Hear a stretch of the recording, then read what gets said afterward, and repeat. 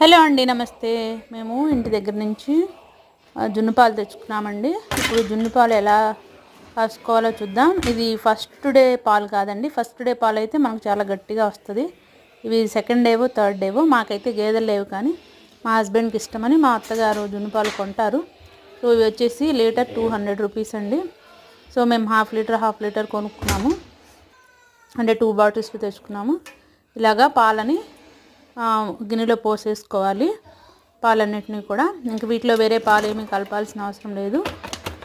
మొత్తం పోసేసుకున్న తర్వాత బెల్లం ఇలా కొట్టించుకుంటామండి.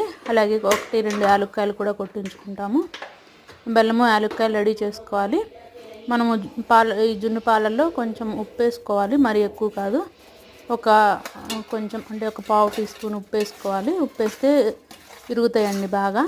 సో తర్వాత బెల్లం అంతా వేసేసుకొని బెల్లం యాలక్కాయలు కూడా కొంచెం సేపు తిప్పుతూ ఉండాలి. ఇలా కొంచెం సేపు తిప్పిన తర్వాత మనకి పాలు పొంగు వస్తాయండి. విరిగిన తర్వాత కొంచెం పొంగు వస్తాయి అన్నమాట. ఆ పొంగు వచ్చిన తర్వాత మనం దించేసుకోవాలన్నమాట. ఇప్పుడు మీకు కనిపిస్తుంది కదా ఇలాగ పాలు విరిగి. సో దీని తర్వాత మనం ఒక పొంగు వచ్చిన తర్వాత దించేసుకోవాలి. అప్పుడు టేస్ట్ బాగుంటుంది అన్నమాట. ఇదిగో మీరు చూస్తున్నారు కదా, ఇట్లా పాలు అనేవి పొంగు వస్తున్నాయి. సో దీన్ని కలుపుతూ ఉండాలి పొంగకుండా.